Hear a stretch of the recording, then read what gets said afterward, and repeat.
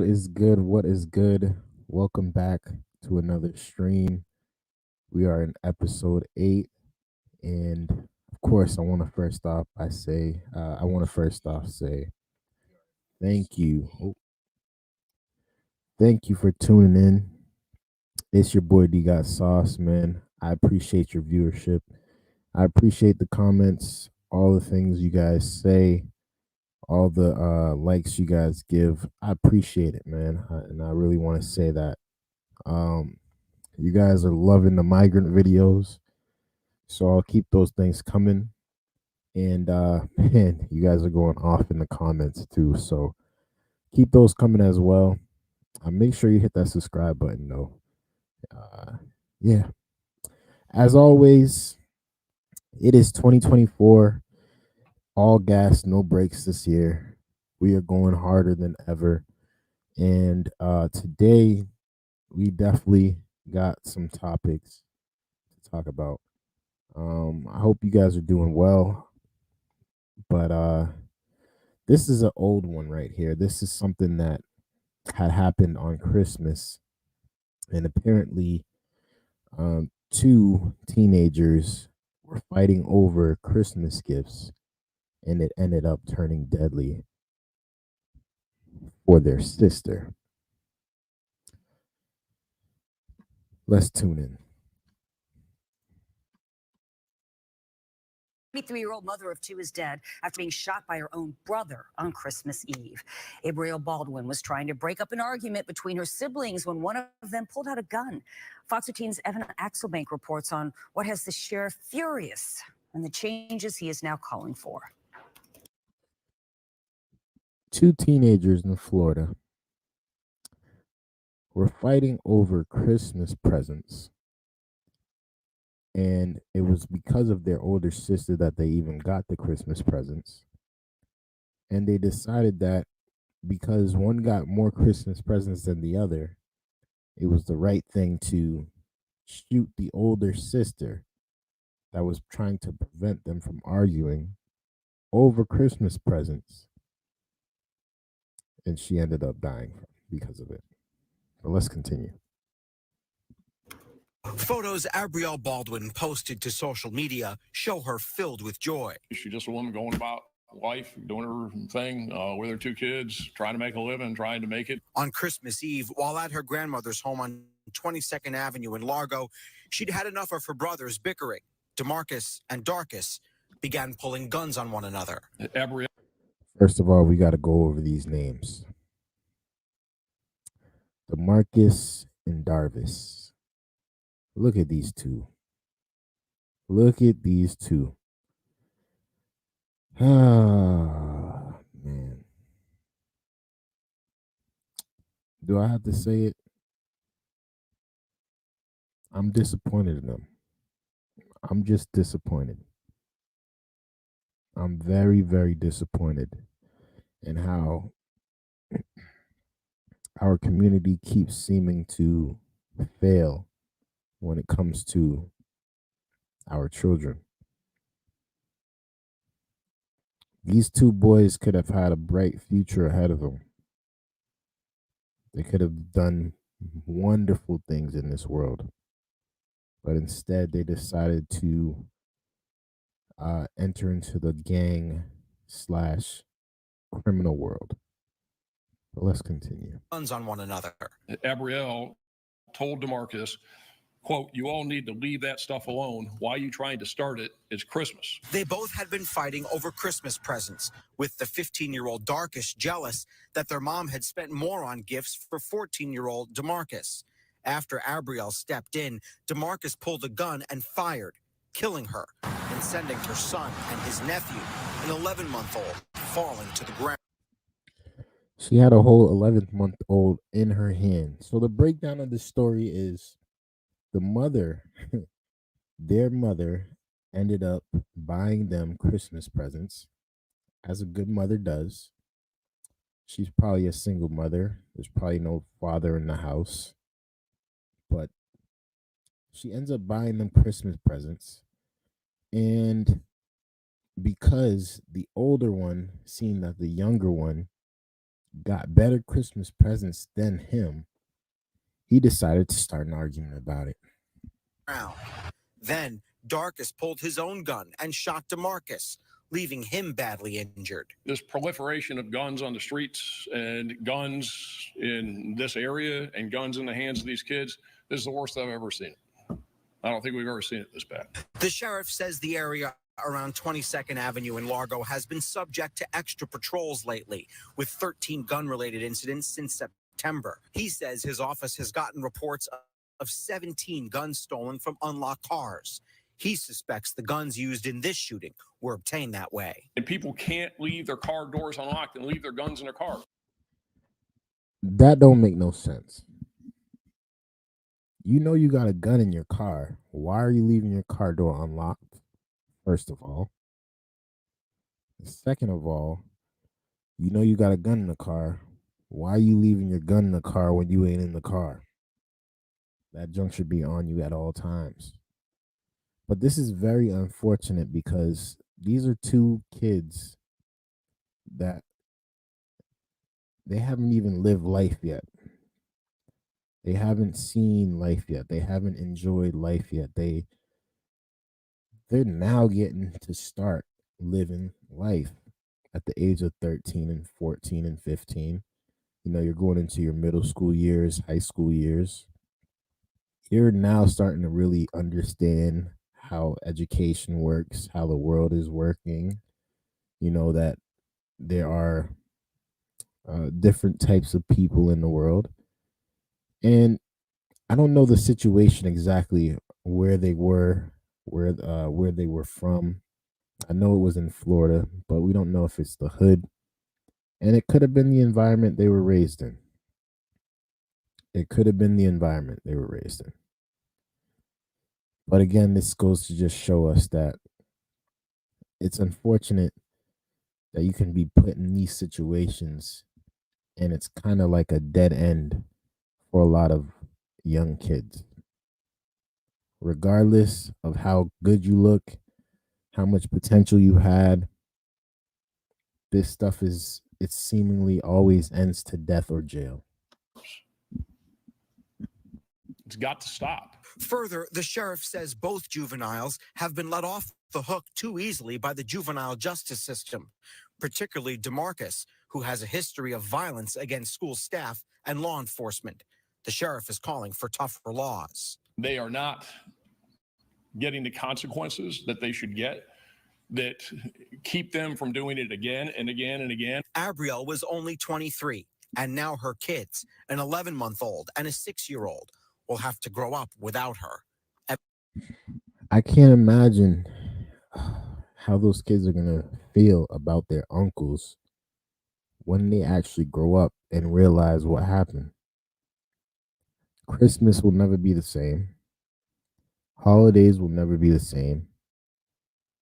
And honestly, I could see them hating their uncles for the rest of their lives just because of a little argument over some toys.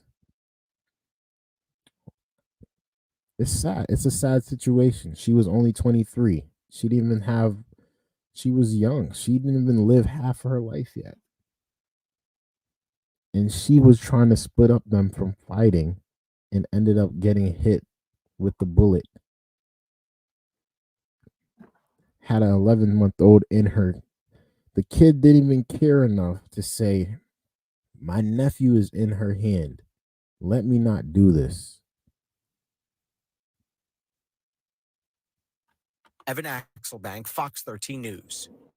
DeMarcus has been charged with first-degree murder for shooting his sister. He's in the hospital and expected to recover. Darkus is charged with attempted first-degree murder and is in a mental health treatment facility. Absolutely sad.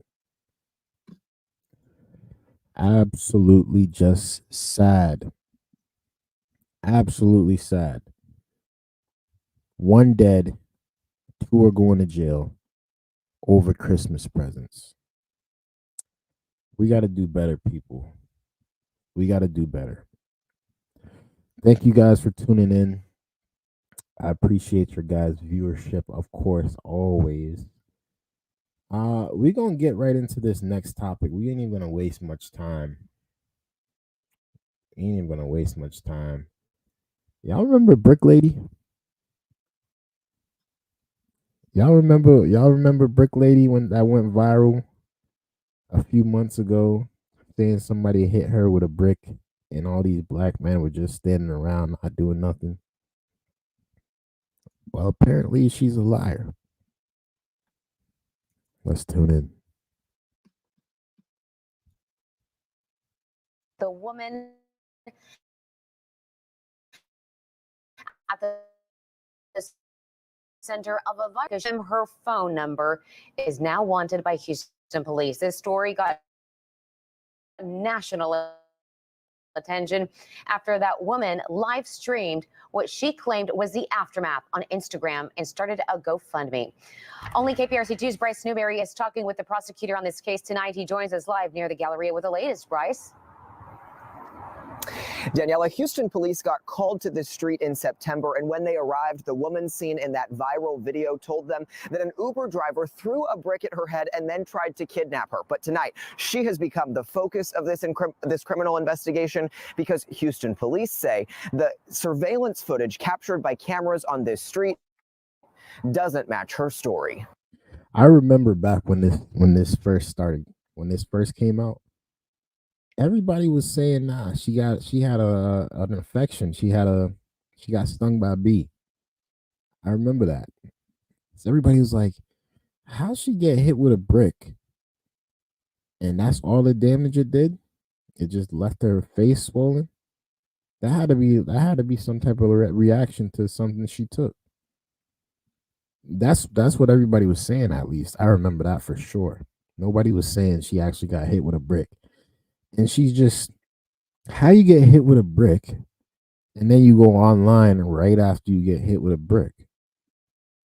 So the story wasn't adding up back then, but now we actually got details that she never got hit with a brick in the first place. Matter of fact, she didn't even get touched by an Uber driver in the first place. So what actually happened then, Brick Lady? Yo, this man just hit me in my face with a brick, and all these black men just watch.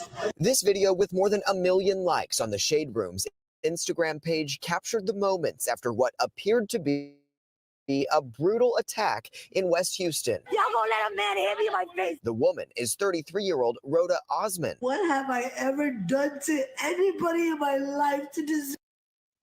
Yo, she is such a liar. She is such a liar. Like, how you gonna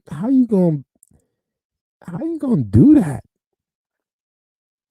I mean, you deserve an Oscar for this performance. You are clean when it comes to lying. Look at her face. Like whatever happened here, something did happen. I don't know what exactly happened, but something happened. It just wasn't a brick. Deserve this. Seen here in tears in a hospital gown. She told the detective that responded that she was hit in the head with a brick after she refused to give her phone number to a guy on the street. And was that verified by any? Look. At first, it was an Uber driver. This time he's saying it was a guy on the street. This story never added up from the start. The story never added up from the start. Any of the evidence that detectives looked at? No, that was not verified. Harris County prosecutor Keith Houston says surveillance videos from that early September morning show Osmond hitting a man first. So she's the one she was the aggressor. She was the aggressor, yes. And it was a water bottle that hit her, not a brick? He did have a water bottle in his hand, and we think that's what left the mark. According to... Okay. So that's what we wanted to hear.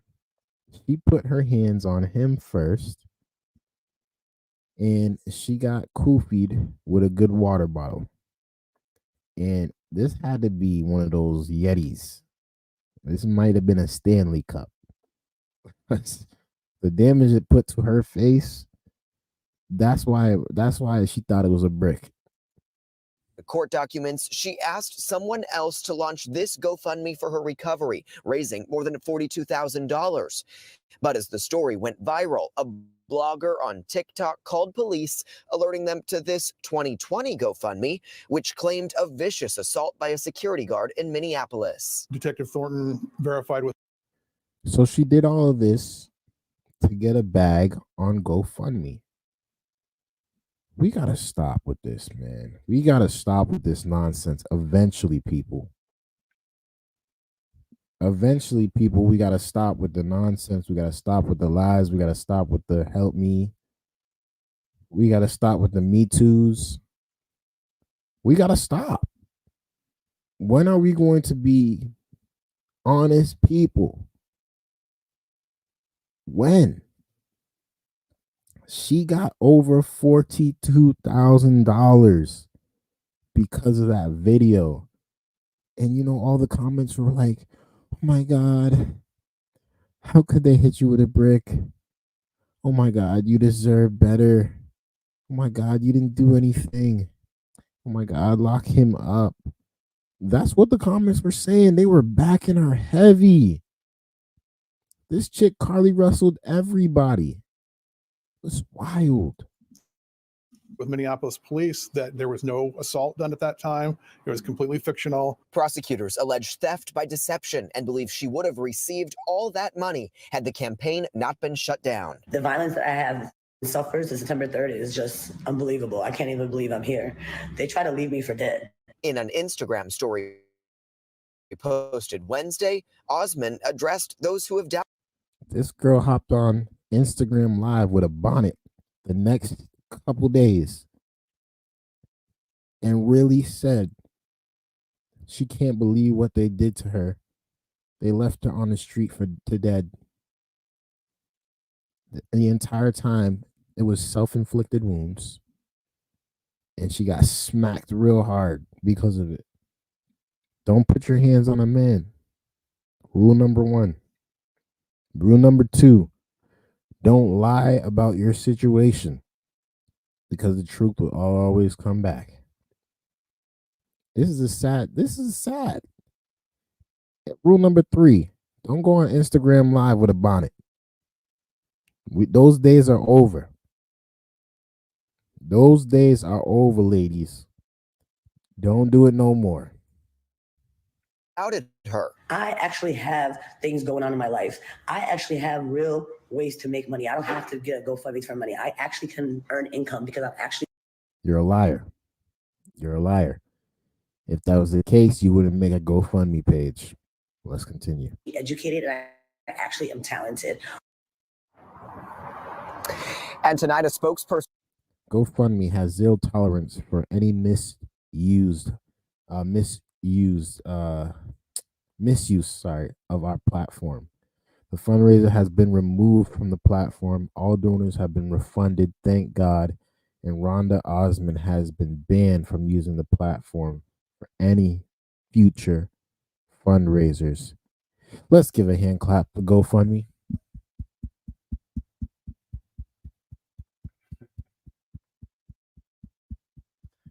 GoFundMe, you did the right thing here. You did the right thing. And this chick has a point. She's a great actor. She can definitely make it in acting. For GoFundMe telling KPRC2 GoFundMe has zero tolerance for the misuse of our platform. The fundraiser has been removed from the platform. All donors have been refunded, and Rhoda Osmond has been banned from using the platform for any future fundraisers. Osmond did not respond when I reached out to her on Instagram this evening. Tonight, she is wanted here in Harris County on that theft charge. Anyone with information on her whereabouts can report that to Houston Police. We're live near the Galleria. I'm Bryce Newberry, KPRC 2 News. All right. Houston is down bad. Houston is down bad. Oh, man. Brick lady, man. You got to do better. You just got to do better, brick lady.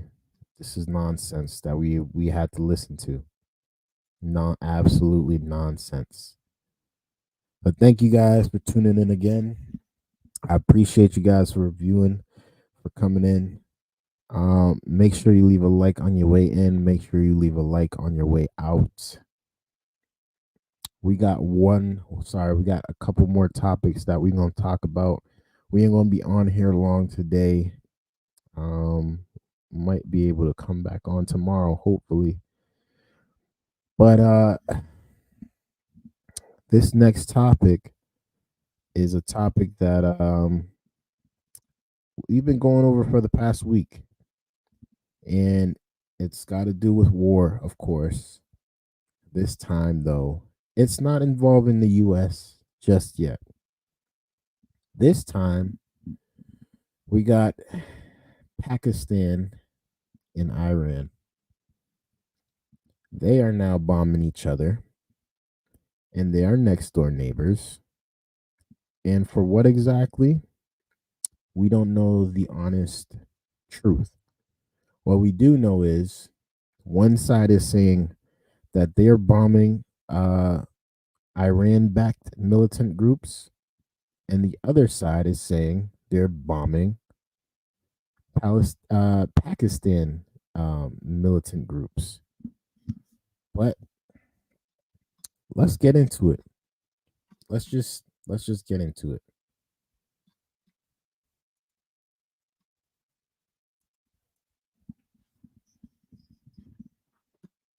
Let's move on now to Pakistan, which has confirmed it's carried out missile strikes inside Iran, targeting militants of Pakistani origin.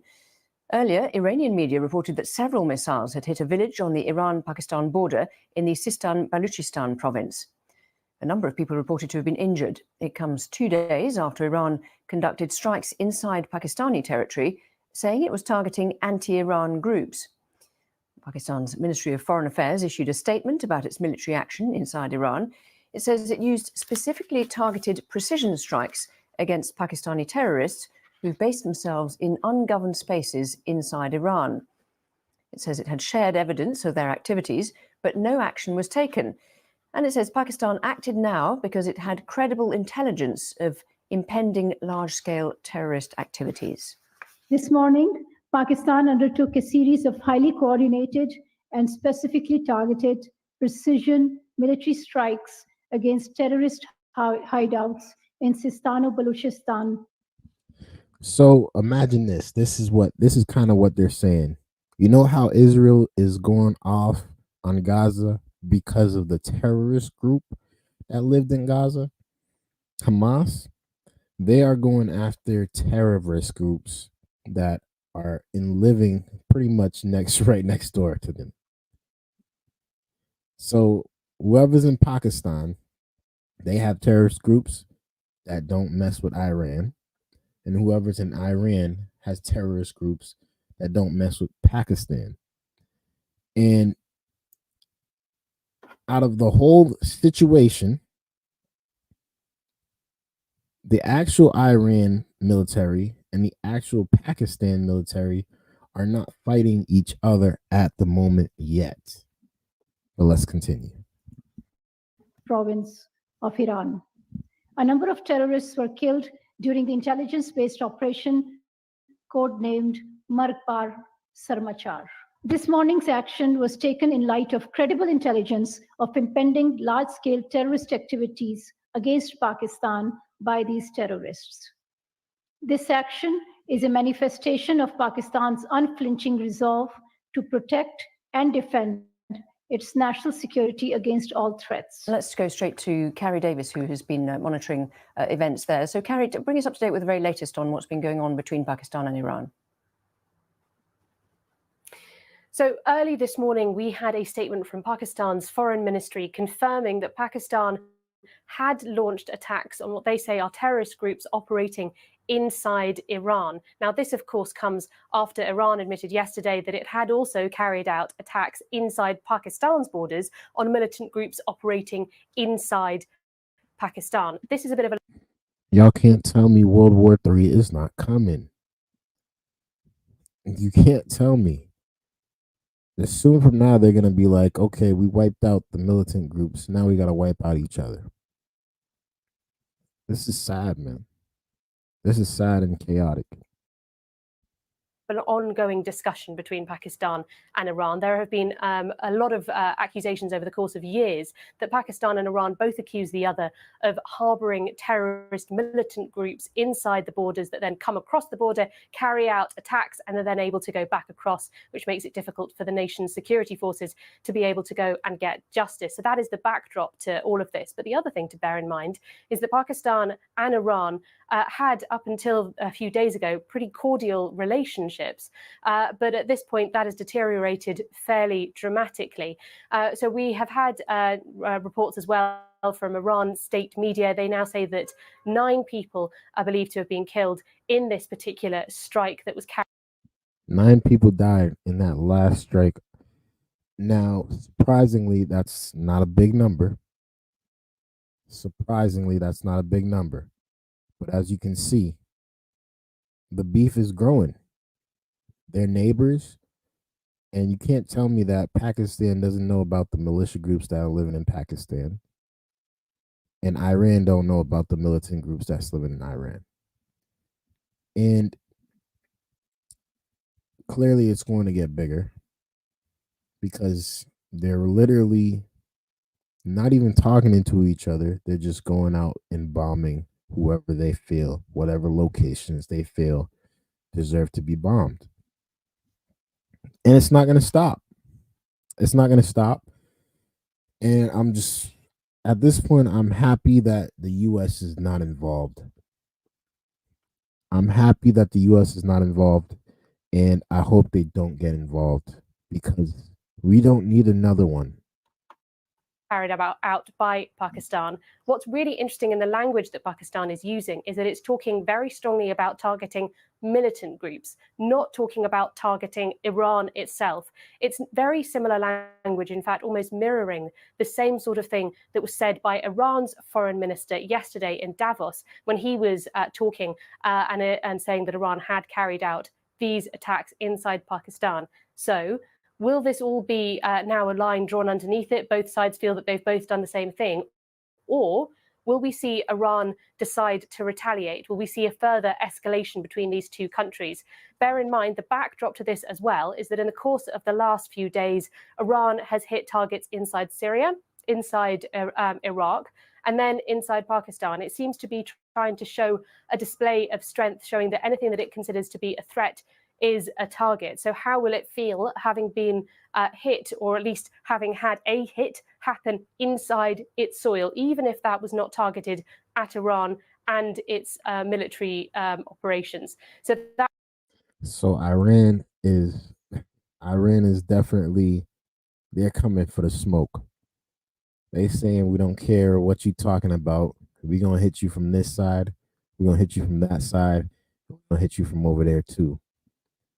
If y'all want smoke with us, bring it on, pretty much. That's what they saying. That's what it's sounding like. And now, what's the next move for them? Who's gonna drop the next bomb is the question now. That will be the key question here. Pakistan in its statement said that it referred to Iran as a brotherly nation. Well, that brotherly relationship is really under some strain. So you mentioned it's under strain, and we don't quite know how it's going to escalate or de-escalate after this. Are there any intermediaries that usually step in between Pakistan and Iran to try and have a diplomatic angle on this? Well, it's interesting. We did hear from China yesterday, who had asked for restraint between the two countries in the way that they were going to respond to this. So that will be the big question. Is China going to step in to try to be an intermediary between these two countries? At the moment, it seems fairly unlikely that either of them really want to have any form of escalation between the two sides. As I say, they normally have fairly cordial relationships. For Pakistan, it's in an incredibly fragile situation. It's meant to be having elections in less than a month. It's in a very fragile economic position as well. It's not got a great relationship, of course, with India, but it's also had deteriorating relationship with Afghanistan as well. Does it really want a further problem with Iran on another border too? And for Iran, of course, we've heard of multiple. Now, if China gets involved with this war, China's already involved with Russia. What is going to happen? Like, whose side is China going to be on? Whose side is China going to be on? And how deadly is this going to get? How big is this going to get? How big is this going to get? Issues and things that Iran are dealing with around the world, different attacks, and it also dealing with attacks on different fronts. Does it want to have Pakistan also having some form of military confrontation? At the moment, both sides are talking about militant groups, very clearly saying that they are not attacking the state on the other side. But does that mean that there is still space for de-escalation at this point? And what kind of reaction has there been in the media? Is it particularly tense at the moment as a result of all this? Well, there has been, in social media, before the attacks happened, there were quite a lot of people arguing that there should be some form of military response from Pakistan. A lot of analysts thought that that was fairly unlikely because that's not been what Pakistan has done in the past. But of course, this is being covered very closely by the media here in Pakistan. I think that whenever there is a potential conflict between two countries, and we've not really seen something like this between Iran and Pakistan in recent history, this is a real sort of escalation of tensions between the two countries. That of course is picked up by the national media. So the key question everybody is waiting for is, what will Iran do now? Caroline Davis, thank you very much indeed. Y'all let me know what y'all think is going to happen. Y'all let me know what you think is going to happen. Is Iran going to just, say, okay, you got us back, we good now, we even? Or is they coming with the smoke next? I believe they coming with some smoke. I believe they coming with some smoke. I believe it. I believe it. Thank you guys for tuning in. It's your boy, Dgotsauce, man. I appreciate y'all viewership. I think World War III is here, bro. China teaming up with Russia and Iran. I respect it. I respect it. I think World War III is here too, bro. It's just a matter of time before, it comes knocking at our doorstep. Yeah, and they all gonna go wild for sure. They all gonna go wild. It's just knocking at our doorstep. The U.S. is already involved in way too many wars. The Ukraine is running out of money.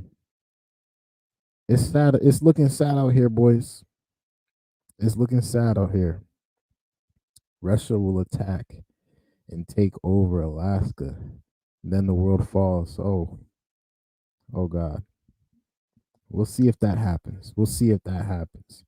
Thank you guys for tuning in, man. Make sure you guys leave a like on the stream. We're going to get into this next topic. Oh, and we love talking about these migrants, man. We love talking about these migrants. And apparently they've been going door to door in Queens, knocking on people's doors, asking for money. Let's tune in. When migrants first came to sanctuary cities, Democrats rolled out the red carpet. They pitched them wedding tents, filled them with recliners, popcorn machines, Xboxes. Leaders of sanctuary cities campaigned on the issue and boasted about all the illegals they'd let in, remember? Protect our immigrants during the COVID, our immigrant stay. They provided a service for the city, and I believe we need to continue to make sure this is a sanctuary city. We have a responsibility to make sure that families who are seeking love and support here in the city of Chicago and throughout the state of Illinois. Yo, is it really that bad out there? I was in New York the other day, and I did see a lot of migrants. I thought, I didn't know what was going on at first. Then I started reading into the news, and I saw, there's mad people in New York. It's already packed. Your mom got robbed in Queens. It's crazy. Hopefully it wasn't from a migrant, man. Let's continue. That they are not just welcome, but they are serviced. But house guests can only stay for so long before getting on your nerves. The migrants are now causing trouble in the communities that were forced to take them in. Migrants are turning their children into little bandits, banditos, sending them into stores to steal food and clothes. They're also canvassing neighborhoods, going door to door to panhandle, using Biden phones as translators and asking for food and for cash. Migrants have assimilated. Banditos. The migrants are turning into banditos. I ain't never heard that one before, man. He hit me with something new today. He hit me with something new. Not only is they begging for money, not only is they killing each other, looking for shelter, but they are also turning into banditos. They robbing the place, y'all. This is crazy. Assimilated quickly, though, and are now adopting one of the oldest tricks in the book. Running into traffic, faking getting hit by a car so they can extort the driver for money. Maybe Loverboy can take care of that. Are y'all serious? Migrants is running into traffic, faking getting hit, just so they could get a check? Are they pulling the blueprint of the U.S. American citizen? This is wild. Do they even have insurance just in case? I'm confused. Yo, I'm actually confused about this. I'm not gonna lie. Case. And the people have had it. In Chicago, 70% of people say focusing on housing new migrants is hurting American citizens. And in New York, Eric Adams issued a curfew for migrants.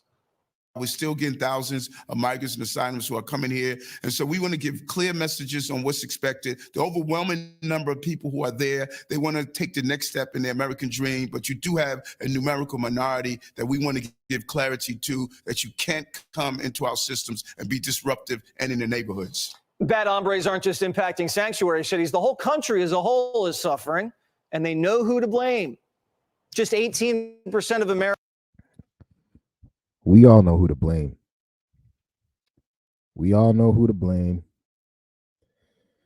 Oh, look at that face, guys. Look at that face. That is a face of a bag fumbler. That is a face of a whole U.S. country fumble. I'm sad to say this is this is our president. I'm sad to say it. I'm sad to say it, but he brought these banditos in, and now he's not even saying a word about it. He's just staying in his Oval Office, and he's keeping quiet. I wonder what he really got to say about this stuff now that he let all these people in here. Americans approve of Biden's handling of the border. The lowest rating for immigration any president in 2 decades. Raymond Maniscalco has had migrants show up at his front door to Panhandle, and he joins us now. Raymond, so is it just knock, knock? Let me have some dinero? What does it look like? My man said, knock, knock. Let me have some dinero. Good night, my boy. Thanks for tuning in. He said, knock, knock. Let me have some dinero. Is that what they doing? Come on, y'all. This is crazy. We got to do better, people, man. What they're doing is they're ringing doorbells. They rang my doorbell, and my girlfriend answered, and they stuck a government-paid telephone right in the face. They're already pre-programmed in English, and it said, can I have some money? And she turned them away. There was 2 little children with them. They're going door to door. They went into Marine Park during the Christmas holidays at night. Is y'all opening the door for them? And if you are you giving up money? If you are giving up money, how much money is you giving up? Because I know you worked hard for your money. I know you worked real hard for your money. And you out here seeing them, they going to everybody's house asking for money. So how much money is y'all trying to put together for these people? Because they need your help. I know if they was coming to my door, I'm probably not going to answer that doorbell. Right. And the neighbors were concerned. They were scared. They were coming in through the side doors, ringing doorbells, asking for food, asking for money. Just this week, they stole one woman's laundry in front of her house. They're getting free Metro cards, so they take the bus into Kings Plaza to the shopping center, and they're robbing stores inside there. They're panhandling in the middle of the street. It's madness. It sounds like madness. It sounds like madness.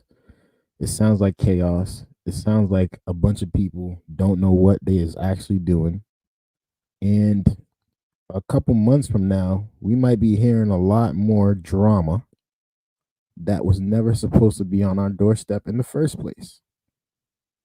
And it's sad because there's a lot of people that are thinking that, oh, they should come here and live. They should come here and have a place to stay. They should come here and we should take care of them. But at the same time, they're not thinking about what it actually takes to take care of these people. They're just thinking they can come in here, get free housing, get free food, get free clothing, and get jobs and live the American dream. But it don't work like that. It don't work like that. It's not worked like that ever, and it's not going to work like that now.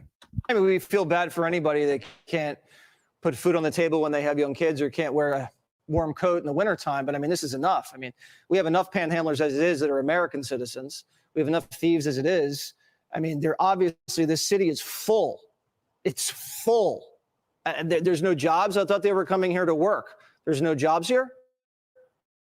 No. There's not even no jobs for these people.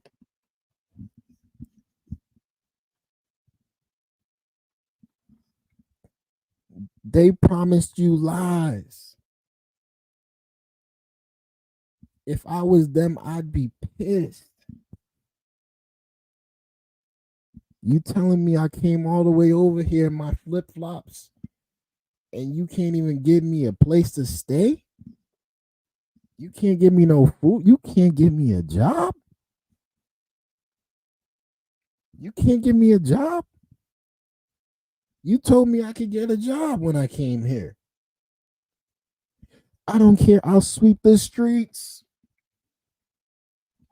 I can't even sweep the streets. This is sad, ladies and gentlemen. This is sad. Oh, there's nothing available. There's 1,700 migrants in the Floyd Bennett fields with nothing to do. They're freezing to death in there. They have to leave their bunker area in order to wash up and take care of their needs. The children are not being schooled. It's a horrifying situation. It's only going to get worse. And are you giving them any money, or what do you think? Does that just encourage more panhandling? No, it doesn't make a difference. They're not going to stop. They're very incessant with what they're doing. Okay, he's thinking the same thing I was thinking. I'm not giving up money either. Honestly, like, you can't even expect what is $5 gonna do? What is $5 supposed to do? I got homeless people in Brockton that I see almost every single day, and I try to give them a dollar here and there. And I know for myself, like, dang, I wish I could do more for these people, but I can't. And most likely they just gonna use it just to do something bad with it. It's not gonna go a long way. Honestly, my dollar is not gonna go a long way for you. You got to get a job. And I don't see an end to this situation. I don't. Do you blame Mayor Eric Adams? Because, I mean, he's just handling the wave that Biden let in. He is. He's asked the federal government for help. And it's funny that he went to a Democratic mayor who went to a Democratic president 10 times and was shown the door 10 times. Shown the door, yeah. And now they're. Can you believe that? These people are supposed to be on the same team. And now Biden's shutting everybody out. He said, yo, I'm gonna free the board. I'm gonna let y'all in. And y'all just got to deal with it after that. Where was the organization here? Who set all this up? Who said this was a good idea? I don't want to put the blame on Biden also, because it's not only on Biden. It's definitely on this dumb mayor too. And this is respectfully. He's dumb because he's the one who also said New York is a sanctuary city. We're taking in all migrants at all times. What did y'all expect to happen, man? They're probably going to indict him That's right. You don't mess with the big guy. You get indicted. No, it's a sorry, sad situation. All right. Just- Maniscalco, no relation, just to clarify. Thank you so much. Oh man, poor migrants, man. We need to pray for these migrants, man. Pray for these migrants, man. They didn't know what they was getting themselves into. They thought they was coming here to have a good time. They thought they was about to live the American dream. And it's far from that. It's far from that. Thank you guys for tuning in, man. Make sure you guys leave a like for your boy. I got a little bit more time here, man. So if y'all tuned in, man, say what's up in the chat. Let me know you liking what you see, so I can do more of this, man. Also, if you're really rocking with me, man, send me some videos you guys want to see me review. That would be great. That would be great. Yeah. Sorry, y'all. Let me get rid of that. But yeah, thank you guys for tuning in again. We're gonna go over one more video before we get out of here, because I don't want to be here too long today. We'll be back hopefully tomorrow. And we love talking about these migrants, right? And I don't want to go too hard on them, because man, y'all be killing them in the comments. I'm not gonna lie, y'all be killing them in the comments. But I don't want to go too hard on them, but we have to have this conversation.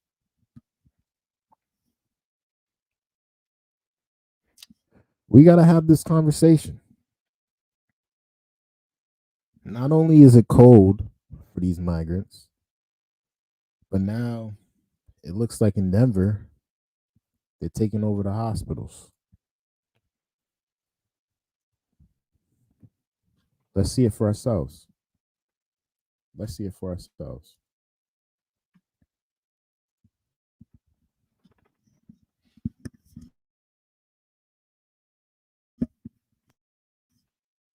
System is now saying that it has provided more than $130 million of medical care that it still has not received payment for, with thousands of migrants contributing to that bill. Let's repeat that. I want y'all to hear that again. Let's repeat that one. That health system to its breaking point. The Denver healthcare system is now saying that it has provided more than $130 million of medical care that it still has not received payment for, with thousands of $130 million that they have not gotten back, and they are not going to get it back because these dudes do not have any type of insurance, nor do they have any type of money to pay back. This is happening in Denver, y'all. Y'all thought it was bad in New York. Y'all thought it was bad in Chicago. But it seems like everywhere they go, they messing stuff up. the migrants contributing to that bill. Joining us now with an update is Stephen Federico, Chief Government and Community Affairs Officer for Denver Health. Sir, thank you very much for joining us. First off, what exactly is happening with the healthcare in that hospital? Can somebody who's showing up right now that needs care get it? Yeah, thank you for having us, Sandra. So Denver Health is very proud of its 160-year mission of providing healthcare to people in Denver, regardless of their ability to pay. Just to correct one fact, last year we did provide $130 million of uncompensated care, and a small portion of that is related to the recent arrival of many migrants. But the baseline for our hospital was at $130 million prior to the arrival of this population. Okay. So we cannot blame it all on the immigrants. We cannot blame it all on the migrants. Luckily, Denver is like that, where they don't mind giving out free health care. But if you're gonna do that, at least say that. Don't make it seem like $136 million it means nothing. That means a lot. It means a lot. But let's continue. Okay, that would be an important clarification. So you're saying that all these migrants that are showing up at the hospital are not racking up big bills? No, they absolutely are contributing to that. We estimate that we've seen about 8,000 of these newly arrived migrants in our hospital system, from emergency rooms to primary care to dental clinics. And of course, the lack of a federal response to the healthcare needs of this population results in their inability to pay for the majority of this care. So it has contributed to our financial distress. To be I might have to go to Denver and get my teeth cleaned. I'm gonna go to Denver, get my teeth clean. I'm gonna go to Denver, get my medicine. And if I'm very sick, I'm gonna go to Denver and get some surgery done. And I want to take my first class flight back over to Boston. And I don't have to pay for nothing. That might be the play of 2024, y'all. clear, what do you think the federal government is You responsible? guys want to do? Why is stuff not set in stone before it happens? You guys are going to end up having more chaos, more deaths happen because you can't control what is actually happening. There's no organization. There's no order. And these migrants are they're coming in and they're doing what they got to do. They're going to do what they got to do to survive. And I don't blame them. I don't personally blame them for taking advantage of all the systems that we already had in place and just using it to their advantage. Kids got to get their checkups. They got illnesses that they came to the US with that they got to get that follow-up with. So it makes sense to why they would go to a hospital, go to a primary care doctor without insurance and still expect to get taken care of because they were promised that. You say to some who might say that structured system should be our secured borders. They're coming in because they can, and they're coming in, and Texas has been inundated. Their resources are dried up. Their hospitals are overflowing. Their cities are paying a huge economic price. And so now they're going to other cities. And now this is falling in the lap of Denver. And as far as we are being told, your healthcare system is inundated. Yeah, a huge shout out to our mayor and our federal delegation for calling on the federal government to support this population as they await additional policies that will call for their long-term viability in this country. But I do think it's important that we need to provide social infrastructure for them, places to stay, food for them to eat, and healthcare. Healthcare needs to be a key component to the response And of that's this a great population. And obviously, and that is your job, and we understand that. There's a huge economic concern. There's only so much that our system will be able to bear. And many others will have to pay for that eventually. And that is a question: where does that money come from? I'll tell you where it's coming from. We're going to get more in debt. They're going to ask the Supreme Court to give us more money. They're going to ask the president to give us more money, put ourselves more in debt to print more money. They're going to raise more interest rates. Those are going back up. Taxpayer money. You expect your taxes to go up. And honestly, expect all the food prices, all the gas, everything is going to have to go back up in order to pay for all this. We're too far behind.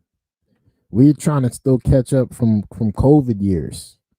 We haven't caught up from that, and we just going further into debt as a whole United States of America, and it's sad. It's sad because you can clearly see there's a divide. You can clearly see it.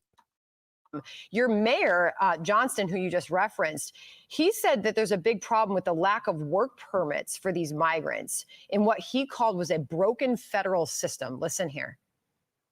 It is unsustainable in the current structure when we have 30 or 40,000 people arriving without work authorization, without federal support. It is going to be a huge strain on cities. If you send us someone to Denver who has to wait 6 years for a court hearing and they can't work in the meantime, we're going to need almost endless amounts of federal support. I don't think that's what we want or the federal government wants. So it feels like what he's pointing to is the process here. When you've got all these tens of thousands of people arriving without work authorization, without federal support, this is a huge strain on the local level of so many of these cities who have said, we welcome everyone. Yeah, we're proud to stand. So can you really blame the president? Or do you blame the governors? Do you blame the mayors that said we are sanctuary cities? I know some of the mayors and governors that said we're sanctuary cities, they're taking that back. They're taking that back right now. And they trying to stop them from coming in after they already got hundreds of thousands of them in. And clearly, man, clearly, it's getting worse. Down with the mayor in response to this humanitarian crisis, and we absolutely need additional funding to provide a sustainable infrastructure to support their path forward. I agree. I think allowing them to work is absolutely a part of the next steps that it's going to take to provide the funding. But we also need federal support in the meantime, most especially around the healthcare costs. Yeah. You know, our staff are being asked to staff up, see extra patients, and then, you know, the moral strife that comes with discharging a patient, not knowing if they're going to have the money they need to fill that needed prescription, find transportation to a follow-up care, come back for additional care. It's extremely strenuous on our staff, and I really feel for them. Do you have any doctors who are saying they just can't do it anymore, that it's just too much? I mean, is there staff that are saying that they're leaving? No, our staff are very proud to fulfill the mission of Denver Health, to provide care to everyone, regardless of their ability to pay. Very much responding to the humanitarian crisis of these patients. We understand. But we're going to need additional support to do it, and to do it well. And have you had to turn away any patients? He's so nice. They're so nice in Denver. They're so nice. Is Denver nice like that? I've never been to Denver, so I know I watch the Nuggets. I like the Nuggets. But is Denver that good? Is Denver that nice?